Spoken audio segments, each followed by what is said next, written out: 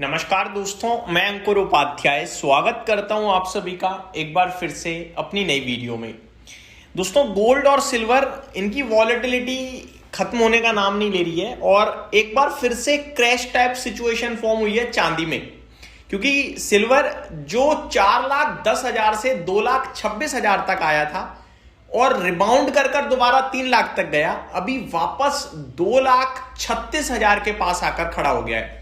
तो जो dead cat जो पुल बैक था, क्या वो डेड कैट बाउंस था या फिर ये एक और अपॉर्चुनिटी मिल रही है इन्वेस्टर्स को, या अभी भी निकल जाए तो ज्यादा सही रहेगा? एक एक करके मैं आप सभी के साथ डिटेल शेयर करूंगा। शुरू करते हैं बिना किसी देरी के। सबसे पहले करंट भाव के साथ शुरुआत करना चाहूंगा दोस्तों, जो कि बड़ी खराब स्थिति दिख रही है इस समय। सबसे पहले अगर मैं गोल्ड की बात करूं आप सभी के साथ, तो गोल्ड आपका 1,50,875 पे ट्रेड करता हुआ दिख रहा है। करीब 2170 रुपए नीचे 1.5% के करीब की गिरावट है। ये तो कुछ भी नहीं है। अब असली खेल तो अब शुरू होता है। चांदी 30,000 रुपए सस्ता होता हुआ दिख रहा है करंट सिचुएशन में। 11% का फॉल देखने को मिल रहा है। 2,39,558 रुपए का भाव है, यानी कि 2,40,000 के नीचे निकल गया है और आज का लो 2,36,500 है। अब ज्यादा दूर नहीं है 2,26,000 जो इसने रीसेंट वीक में लगाया था, प्रीवियस वीक में इनफैक्ट मैं कहूंगा आप सभी के साथ। तो क्या ये जो पुल बैक था वो पुल बैक खत्म, वापस डिप शुरू? ये वॉलेटिलिटी आम व्यक्ति नहीं बर्दाश्त कर पाएगा। बहुत सारे सवाल छूट रहे हैं, जैसे कि एज अ इन्वेस्टर आपको क्या लग रहा होगा, 4 लाख से जब 2,26,000 हुआ आप कहोगे कि गया भाई, खत्म हो गया, बर्बाद हो गया मैं, तो आप बहुत हताश निराश हो गए, परेशान, और शायद आपने ना बेचा हो। जब ये वापस 3 लाख हुआ अभी कल के सेशन में, तो आपने रिलीफ लिया होगा कि चलो थैंक गॉड वापस आ रहा है। 2 थॉट आए होंगे, या तो कि अब ऊपर में आएगा तो बेच दूंगा, या फिर दूसरा ये कि यार खरीद लेता तो सही रहता। हो सकता है आपने ये भी सोच लिया हो कि अब की गिरेगा तो ले लूंगा, ठीक है, और वो गिरने लगा। अब गिरकर दोबारा 2,40,000 खड़ा है, तो अब आप सोच रहे हो यार निकल जाता तो सही रहता, या सोच रहे होगे कि अब खरीद लूं। तो दोस्तों, इस समय मैं आपको सिर्फ एक ही राय दूंगा अपनी तरफ से, no trade at all. Simple है भाई, आप कहां ट्रेड करोगे? ये तो गैम्बलिंग चल रही है, जुआ चल रहा है। आप मेरे को बताओ, कल कोई चीज 3 लाख थी, आज 2,36,000 खड़ी है, और आज दिन के दौरान 2,60,000 भी हुई है। ये वॉलेटिलिटी, ये मूवमेंट आम व्यक्ति नहीं झेल सकता भाई, मैं आपको बता रहा हूं। आप 15-20% का ऊपर नीचे मूवमेंट सेम डे नहीं झेल सकते हो।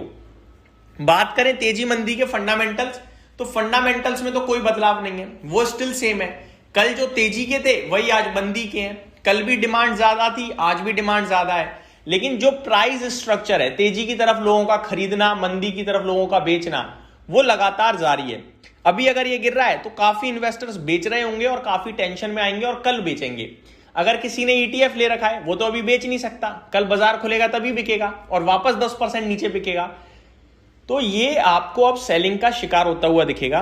और कल जो उछाल आया था या परसों जो उछाल था, वो डेड कैट बाउंस में बदल गया। वो कहते हैं ना शेयर बाजार की भाषा में कि जब चीज ऊपर से गिरती है तो टप्पा खा के उछलती है और फिर दोबारा गिरती है।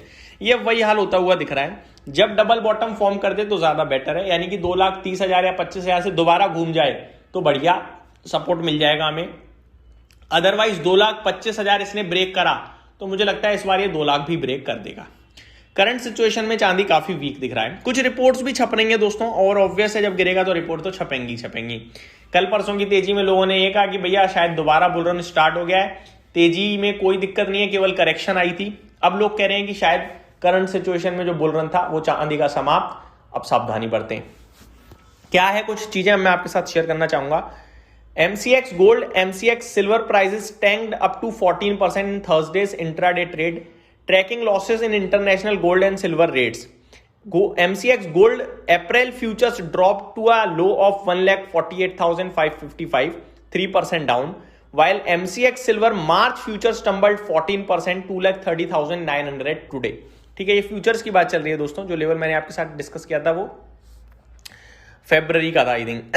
आगे बात करें, hawkish comments from Fed officials, president Trump's nomination of Kevin Warsh as the next Fed chair strengthened the US dollar and dampened rate cut expectations. Although weak weaker US jobs data keeps hope of eventual easing alive, easing geopolitical tension around US-Iran talks, reduce immediate safe haven demand, said analyst at KDS stocks and commodities in a note.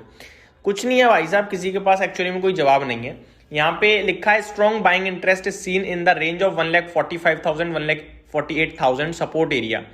वहीं अगर breakout की बात कर रहे हैं तो 1,55,000 से 1,60,000 के ऊपर ब्रेकआउट आ सकता है और 1,65,000 से 1,75,000 तक जा सकता है गोल्ड, ये लेवल्स दिए हैं। वहीं चांदी में 2,35,000 से 2,50,000 सपोर्ट बताया जा रहा है, जो अभी ब्रेक ही होने को तैयार है। ऊपर में 3,03,000 25,000 के ऊपर ब्रेकआउट आने की तैयारी दिखती है, जो कि आया नहीं, नीचे टपक गया वापस से। तो डिसीजन मेकिंग वेरी टफ इस समय। ETF की बात करूं अगर मैं आज, तो इन्वेस्टर्स का क्या हाल हुआ है मैं आपको बताना चाहूंगा। सिल्वर ETF की बात करते हैं सबसे पहले। सिल्वर का ETF 10% टूटा है, UTI का, जेरोडा केस का 10% टूटा है, आदित्य बिरला AMC का 9.5%, ICICI प्रूडेंशियल का 11.5% और निप्पॉन AMC का 11.25%। तो भयंकर फॉल देखने को मिला है आज ETF में, और मुझे लगता है कल भी गिरावट आपको दिख सकती है। तो ये मेरी तरफ से अपडेट थी, उम्मीद करता हूं डिटेल्स पसंद आई होंगी। Thank you so much for watching this video, have a great day guys.